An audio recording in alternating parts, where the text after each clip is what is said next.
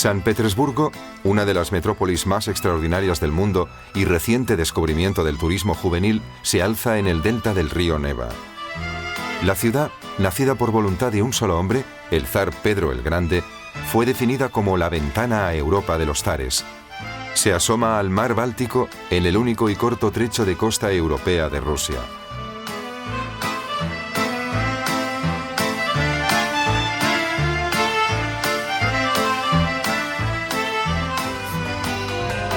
La ciudad está cruzada por el río Neva y por sus canales, que delimitan el centro histórico.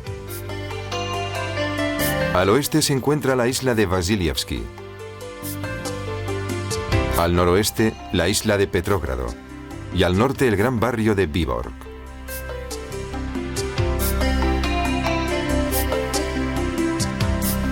La Catedral de San Isaac destaca entre los extraordinarios monumentos de la ciudad por su alta cúpula dorada. Dominando una amplia plaza se alza el Palacio de Invierno, sede del Museo del Hermitage.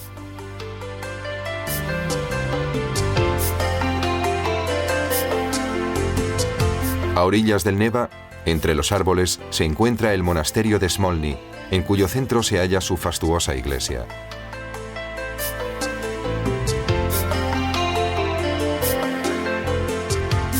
Desde el extremo de la isla de Vasilievsky se goza de una amplia panorámica del centro histórico y de la fortaleza de San Pedro y San Pablo, primer asentamiento de la futura metrópolis, obra de Domenico Trezzini, el primero de los muchos arquitectos italianos que contribuyeron a crear el estilo grandioso que caracteriza San Petersburgo.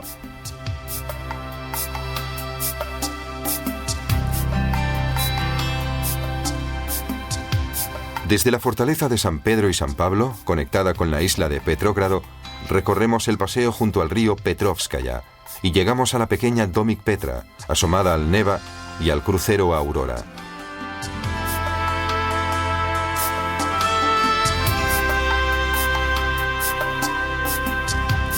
A la sombra de este campanario se encuentra el llamado Refugio de Pedro, modesta estancia de madera de 4 habitaciones, hoy transformada en museo, donde en los primeros años del siglo XVIII residía el zar.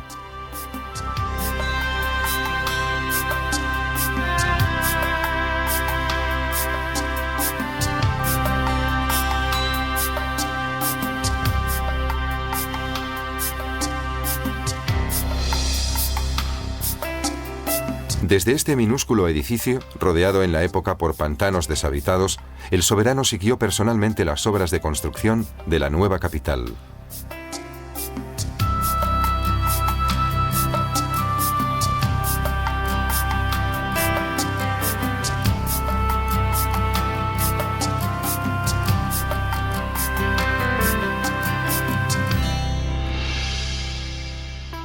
En la Catedral de San Pedro y San Pablo, situada en el centro de la fortaleza y coronada por una torre de 122 metros, se conservan las tumbas de la última dinastía de los zares. Una escultura de bronce representa a Pedro el Grande. Llevado por su obsesión creativa, el soberano ordenó que no se construyera en Rusia ningún edificio de piedra, a excepción de en San Petersburgo.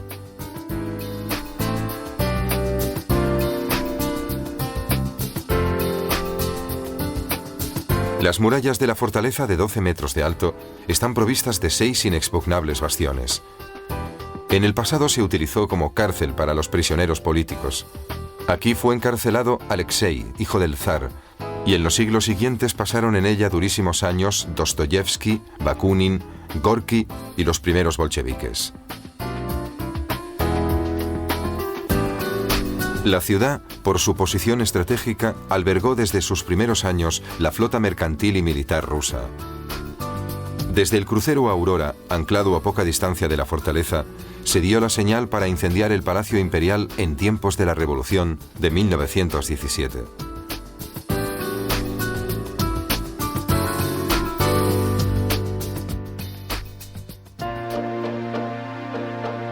El Palacio de Invierno, sede de los zares durante 2 siglos, es uno de los más grandes y fastuosos palacios reales de Europa. Construido en estilo barroco, alrededor de un inmenso patio, en sus esquinas se alzan 4 pabellones. La fachada principal se abre sobre la plaza del palacio, mientras que la opuesta está situada a orillas del Neva.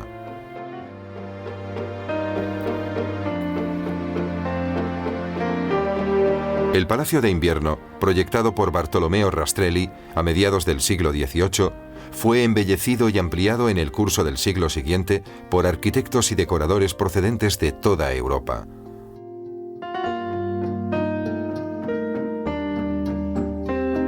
La riqueza de sus interiores es deslumbrante. La sala del pabellón está decorada con columnas de mármol blanco y con relucientes lámparas de cristal. Las salas, muy dañadas con la Revolución de Octubre y con la Segunda Guerra Mundial, están hoy completamente restauradas en el estilo neoclásico que caracteriza la mayor parte de la construcción. En el salón de baile o de los blasones tenían lugar los grandes bailes y las recepciones de la corte.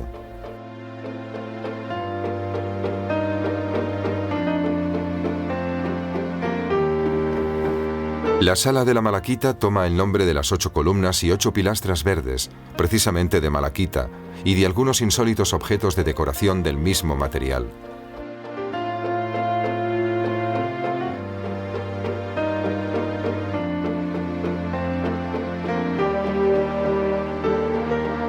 El Palacio de Invierno, junto a otros 4 edificios, alberga el Museo del Hermitage, que posee 353 salas, más de 15.000 cuadros y 12.000 esculturas. Está considerado junto al Louvre el más grande del mundo.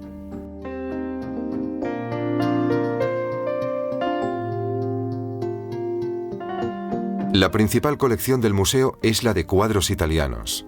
Entre estos hay 2 Leonardos, la llamada Madonna Benois, una dulce muchacha con el niño Jesús que data del período juvenil del artista, y la Madonna Lita, que se remonta al período milanés de Leonardo y que probablemente es una obra terminada por discípulos del maestro.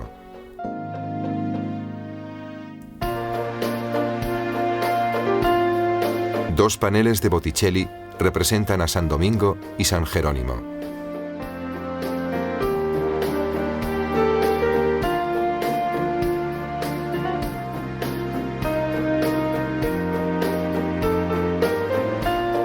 La Sagrada Familia de Rafael, con un singular San José sin barba, se conserva muy bien gracias a un error de restauración cometido en los siglos sucesivos, que paradójicamente lo ha protegido de los daños del tiempo. El retrato de familia de Lorenzo Lotto representa alegóricamente el espíritu de fidelidad de la pareja.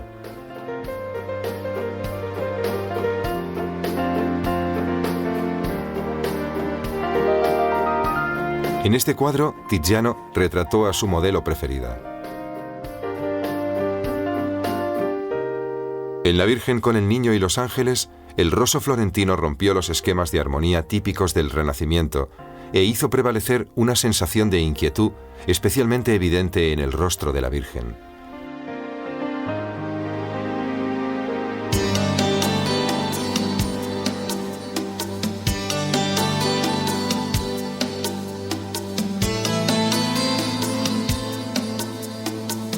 El Palacio de Invierno es de planta cuadrada, con su fachada pintada en blanco y verde y con ornamentaciones en oro. Las ventanas están divididas por columnas y pilastras en toda su longitud. A pesar de la abundancia de estatuas y decoraciones, la impresión general es de sobriedad. Ello se debe a las dimensiones del edificio y a la regularidad con la que se alternan y combinan los distintos elementos. La plaza del Palacio es un gran conjunto de edificios que, aunque se construyeron a lo largo de un siglo, sugieren una gran unidad. De hecho, tanto Rastrelli, autor del palacio, como Carlo Rossi, quien construyó el edificio semicircular de enfrente, a pesar de trabajar en distintos siglos, se inspiraron en un mismo proyecto, cuyo objetivo era celebrar el poder imperial.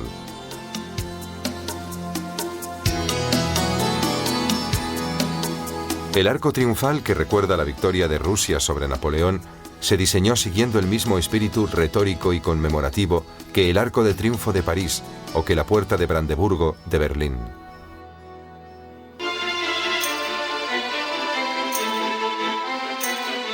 El gran espacio abierto atrae hoy de modo irresistible a los jóvenes apasionados por el monopatín.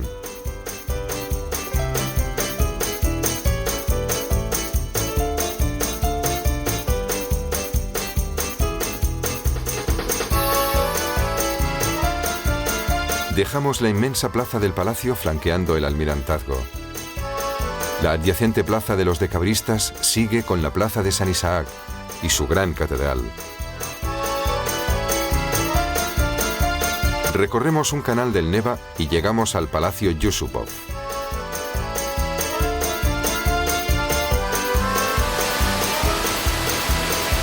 El almirantazgo, situado al lado del Palacio de Invierno, nació como arsenal y sucesivamente se fue transformando en palacio de representación.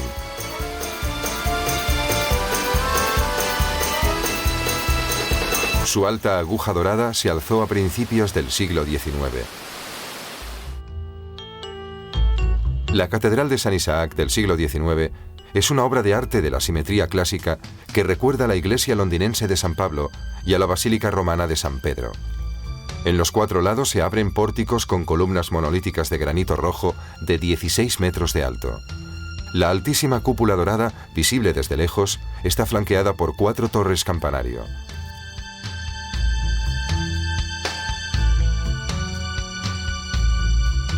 Para construir la iglesia, que tenía que ser la más grande y fastuosa de la ciudad, se tuvieron que afrontar enormes problemas técnicos, en especial el peligro de derrumbamiento debido al terreno pantanoso de la zona. Finalmente se optó por reforzar el terreno con 24.000 troncos que pudieran sostener el peso de la catedral.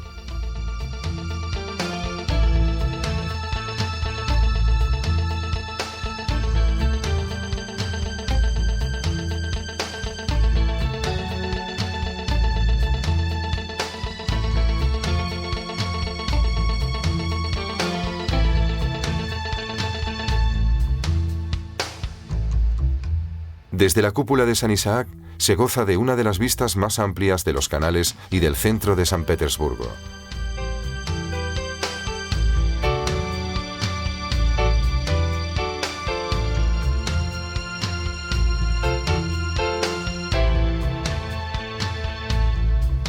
En el Palacio Yusupov fue asesinado en 1916 el monje Rasputín, consejero del zar.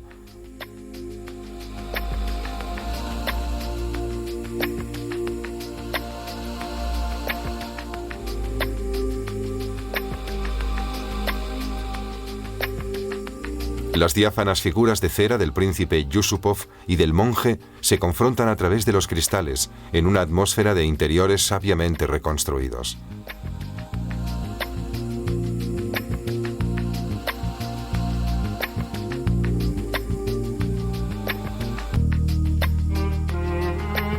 El palacio, como era costumbre en las grandes moradas aristocráticas, tiene anexo un precioso teatro para representaciones privadas de los príncipes, dueños de la casa.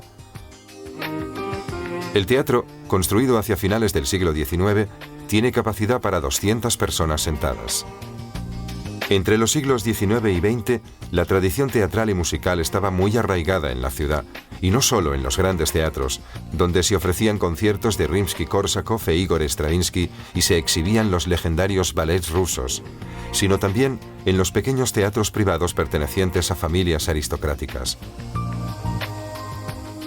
Es interesante visitar las salas del Palacio Yusupov, que está perfectamente restaurado incluso en sus mínimos detalles, y admirar así el lujo del que se rodeaban los nobles de la ciudad.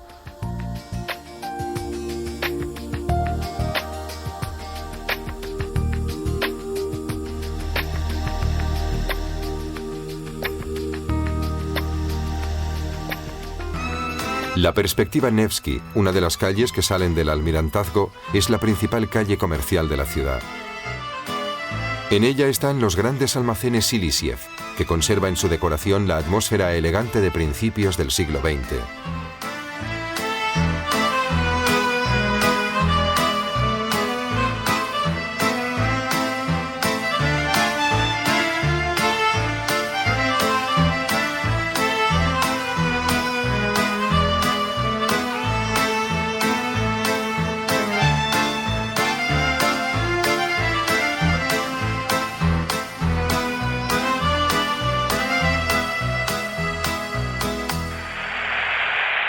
San Petersburgo posee 4 líneas de metro que se cruzan en numerosos puntos de la ciudad.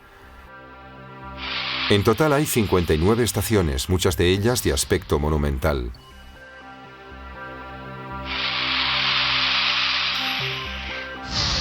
En la estación Sadovaya tomamos la línea amarilla y la recorremos hasta Dostovskaya. Tomamos luego la línea roja en Vladimirskaya y la recorremos hasta Ploshchad Lenina.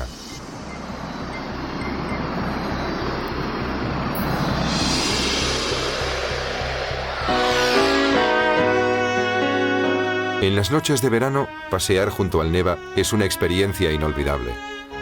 En esta estación las noches blancas permiten gozar, incluso después de medianoche, de la pálida luz de un sol que no se esconde del todo.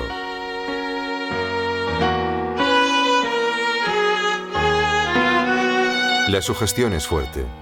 Parece que a contraluz podamos vislumbrar a la heroína de las noches blancas de Dostoyevsky, de pie en el puente esperando el retorno de su amante.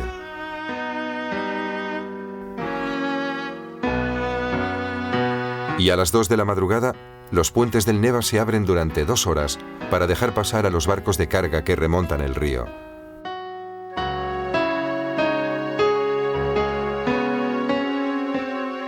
El espectáculo es solo estival. En invierno el hielo impide la navegación por el interior de la ciudad.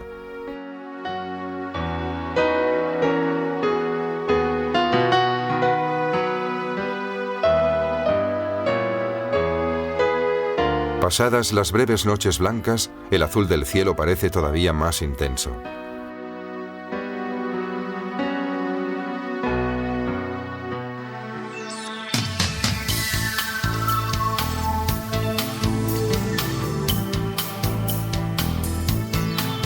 El zar Nicolás I, gran admirador del arte italiano, hizo construir una iglesia inspirada en San Pedro de Roma, Nuestra Señora de Kazán.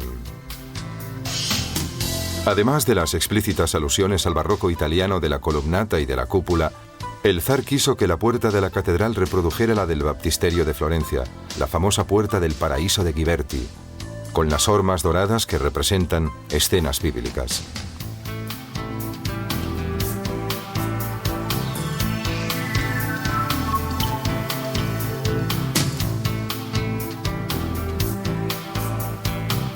La cuadriga de Apolo anuncia desde lo alto el Teatro Pushkin, en estilo imperio, que fue proyectado como la plaza de enfrente por Carlo Rossi, quien en el siglo XIX prosiguió la obra de embellecimiento de San Petersburgo, iniciada un siglo antes por Rastrelli, Trezzini, Rinaldi y Quarenghi. En el centro de la plaza se halla el enorme monumento a Catalina II, quien prosiguió la realización del diseño urbanístico de Pedro el Grande. El Letni Dvorek, palacio de verano con su maravilloso jardín, se asoma al canal Fontanka.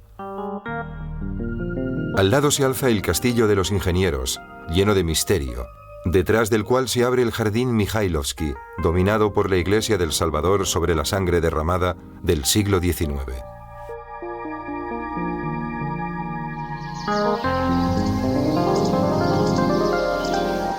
Una magnífica reja del siglo XVIII cierra el jardín de verano por el lado del Neva.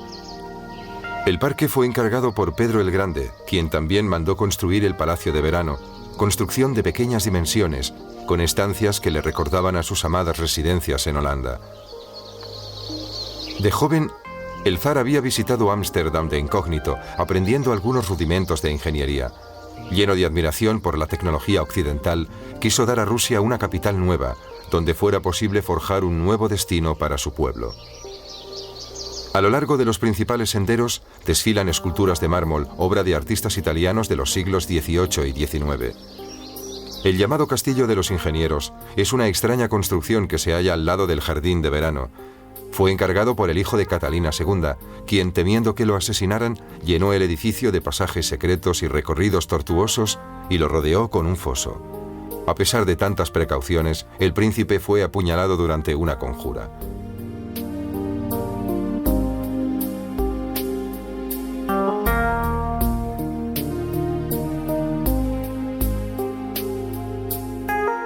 Adyacentes al jardín de verano se encuentran dos grandes parques, el campo de Marte y el jardín Mikhailovsky.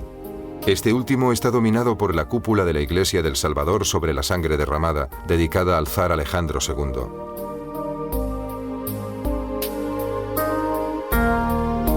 La escenográfica construcción es una imitación del siglo XIX de la iglesia de San Basilio de Moscú. Gracias a la riqueza de los mosaicos que la embellecen, la iglesia fue elegida como sede del Museo del Mosaico.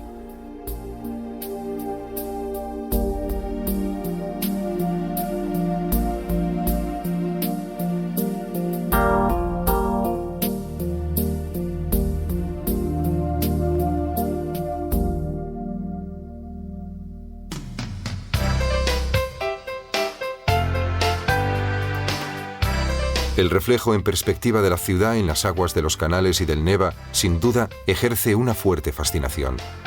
Se reflejan las iglesias y los edificios realizados por grandes arquitectos en el transcurso de un siglo. Las fachadas uniformes, rectilíneas y las perspectivas que se abren hacia el infinito hacen correr la imaginación por los abstractos laberintos de la ciudad.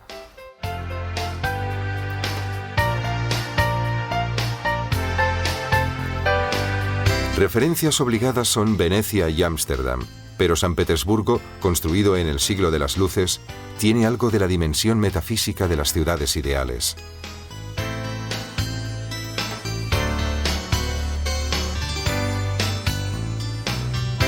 Dostoyevsky, quien ambientó aquí sus novelas, la definió como la ciudad más abstracta y premeditada del mundo. San Petersburgo representa además una suma de esfuerzos, de dinero y de fatiga humana que no se había visto desde los tiempos de los faraones de Egipto.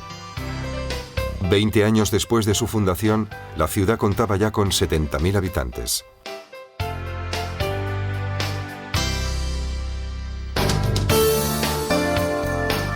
La Catedral de la Resurrección, perfecto ejemplo de barroco ruso y centro del monasterio de Smolny, destaca con sus 5 características cúpulas de cebolla a orillas del Neva. El complejo, de aspecto exuberante, está pintado delicadamente de blanco y azul.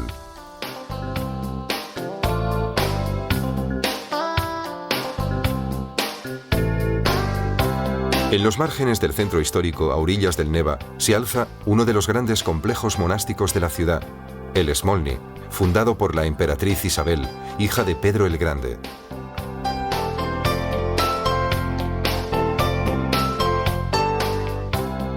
Junto a la iglesia se construyó un instituto monasterio que tenía que servir para la educación de los jóvenes aristócratas. La iglesia, llamada de la Resurrección, obra de Rastrelli, es una obra de arte del rococó ruso del XVIII.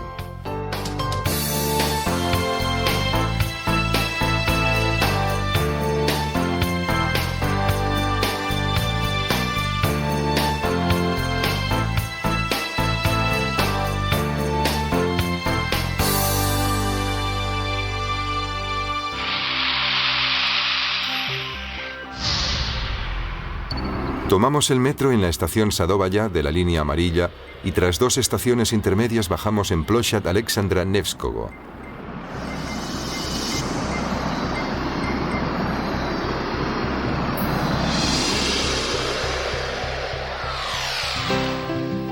El otro famoso monasterio del Neva está dedicado a Alexander Nevsky, el héroe nacional ruso que en la Edad Media acabó con la tentativa de suecos y alemanes de aplastar la autonomía del entonces débil Estado eslavo.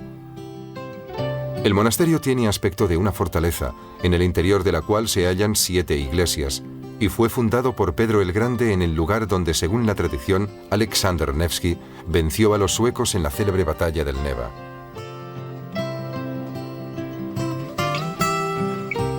Anexo al monasterio hay 2 pequeños cementerios en los que reposan célebres personajes del mundo cultural y artístico ruso.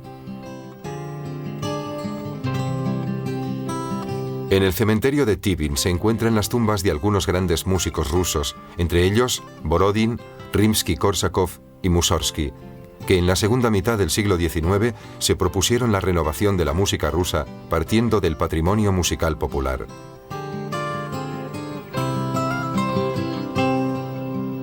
Tchaikovsky, también sepultado en este cementerio, representaba en cambio la tradición musical cosmopolita europea, acentuada por su personal lirismo y exacerbada por las infelices vivencias de su vida privada.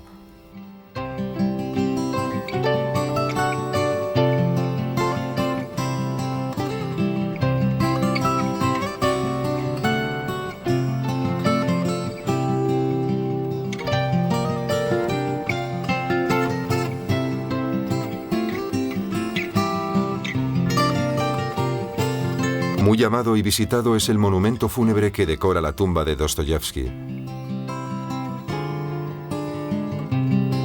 La belleza y la variedad de las islas del delta del Neva atrajeron a las familias aristocráticas de San Petersburgo, que se hicieron construir aquí sus residencias de campo y las rodearon de parques, terrazas y miradores abiertos al Golfo de Finlandia.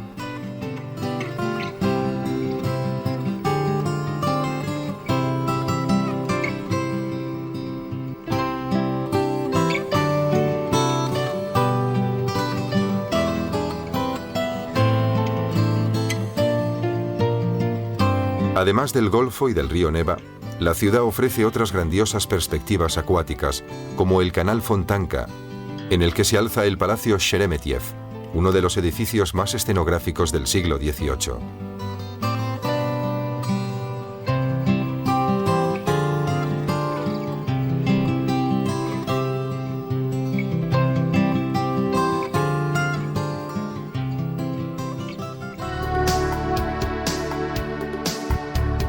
Entre 1929 y 1991, el nombre de la ciudad se cambió por el de Leningrado. El mandatario ruso dirigió las operaciones para la toma del poder en 1917 desde esta ciudad. La heroica Leningrado resistió durante más de 2 años el asedio alemán durante la Segunda Guerra Mundial, con una pérdida de 1 millón de vidas humanas a causa del hambre, las epidemias y los bombardeos. Un monumento en la Plaza de la Victoria recuerda a los caídos y conmemora la resistencia de los habitantes de la ciudad.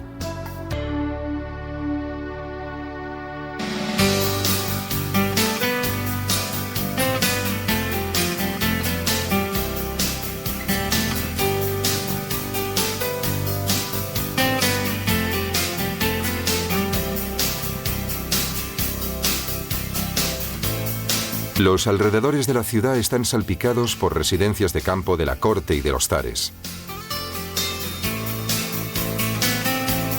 Las más famosas son Pushkin y Pavlovsk, al sur de la ciudad, y Petergov, también llamada Peterhof, en el Golfo de Finlandia.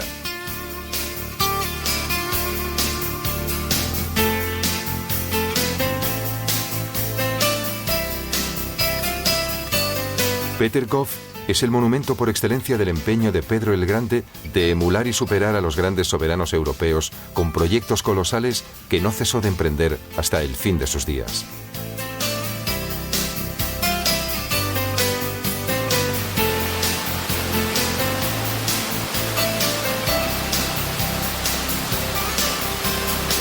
La parte más espectacular del complejo está formada por fuentes y cascadas, que crean una gran variedad de juegos de agua, accionados por un complejo sistema de cuencas artificiales y naturales, canales y presas. El agua desciende de colinas situadas a unos 10 kilómetros, sin intervención de bombas o acueductos.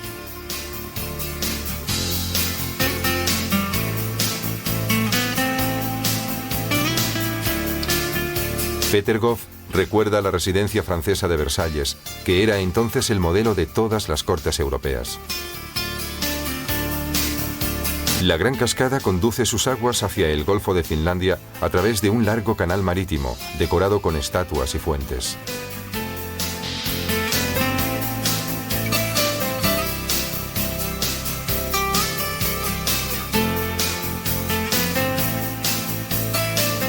La cascada de la Montaña de Oro embellece los jardines del Palacio Marly, delante del cual se abren 2 grandes espejos de agua.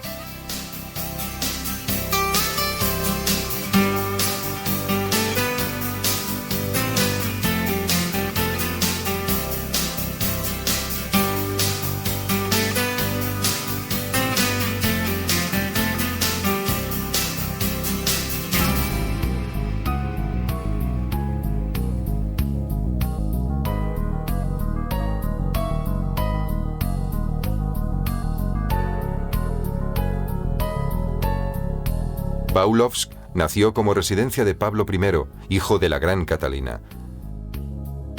El palacio, obra del escocés Charles Cameron, es menos imponente que Petergof, pero igual de escenográfico.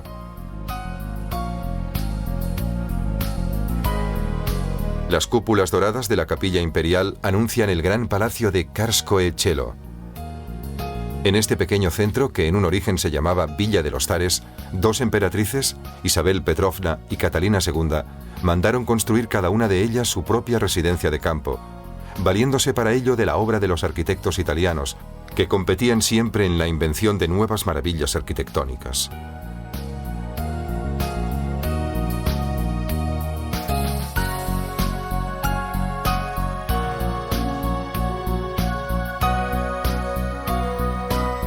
El gran Palacio Catalina se articula en diversos edificios, el mayor de los cuales mide más de 300 metros de longitud. La emperatriz Catalina II, de origen alemán, fue una figura muy ambigua y compleja. Por un lado, apoyó a la nobleza acentuando la esclavitud del pueblo.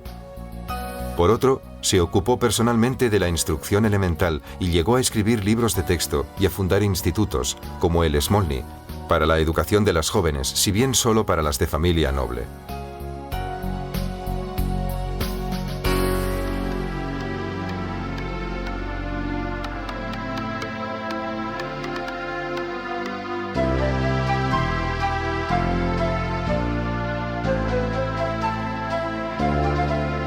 La perfección casi obsesiva de los suntuosos interiores es todavía más sorprendente si pensamos que el palacio, al igual que el de Petergof, fue destruido casi por completo por los alemanes y se reconstruyó, después de la Segunda Guerra Mundial, sobre la base de dibujos y fotografías.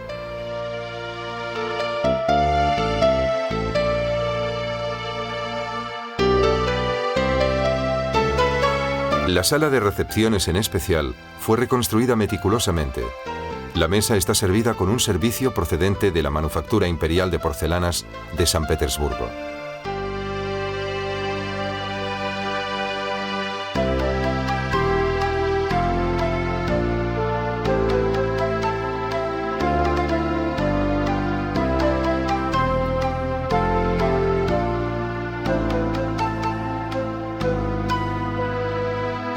En la reconstrucción del paseo prevaleció la nueva concepción del parque a la inglesa que había seducido a la emperatriz.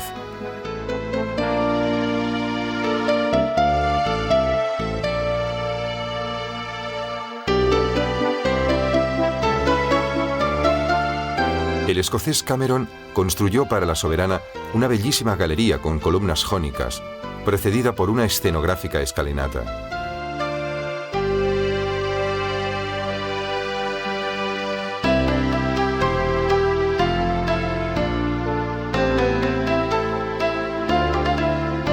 La dimensión continental, o mejor, imperial de San Petersburgo, expresa una ilimitada voluntad de potencia.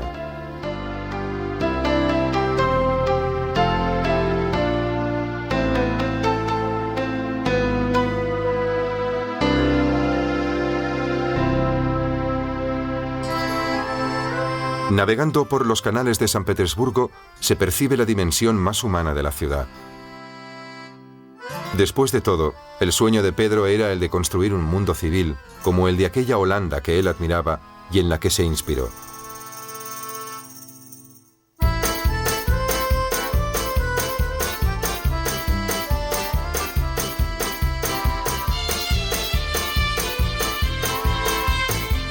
Para sí mismo, el monarca gustaba de ambientes que nosotros definiríamos como burgueses. Sin embargo, consciente de la importancia de la magnificencia y del aparentar para poder dominar y deslumbrar a nobles rebeldes y a un pueblo de campesinos, mandó realizar la ciudad más monumental y escenográfica jamás alzada en Europa desde los tiempos de la antigua Roma. Dando la espalda al viejo mundo oriental ruso, abrió una ventana a Europa y alimentó las ambiciones de sus súbditos.